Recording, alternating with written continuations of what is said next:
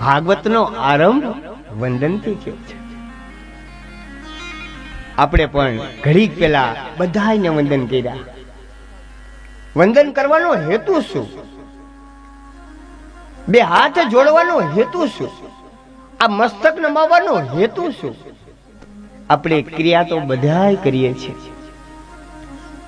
કોઈ પણ ક્રિયા ક્રિયાત્મક નહીં, ભાવાત્મક હોવી જોઈએ. ભાવાત્મક. દેખાવ માટે બે હાથ જોડીએ અને ખાલી સમાજને બતાવવા માથું નમાવીએ તો એ ક્રિયાત્મક ક્રિયા ક્યારેય ન કરવી. મારો ભગવાન તમારો ભાવ જુએ છે. ભાવ. બે હાથ જોડો એટલે ભગવાનને કહેવાનું કે હે પરમાત્મા, હું તમારા બંધનમાં આવ્યો. અને મસ્તક નમાવવાનો હેતુ એ છે કે 84 લાખ શરીરો ભગવાનને બનાવ્યા. 84 લાખ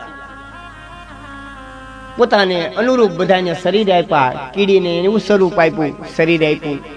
મનુષ્યને એ રીતે શરીર આપ્યું.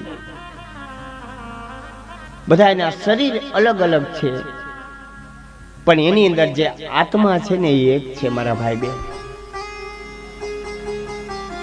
પણ મનુષ્ય માત્ર ને એકને જ બુદ્ધિ આપી.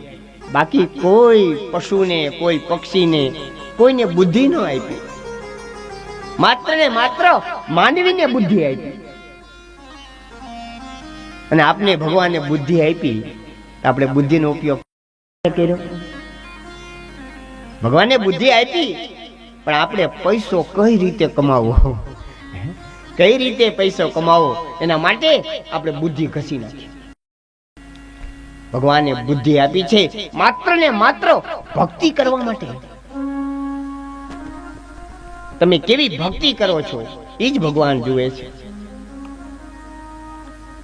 એટલે મસ્તક નમાવવાનો હેતુ કે હે પરમાત્મા, તમને જે આપને જે ભગવાને જે બુદ્ધિ આપી ને, આ બુદ્ધિ હું ભગવાન તમારા શરણે અર્પણ કરું છું. એટલે આપણે મસ્તક નમાવીએ છીએ.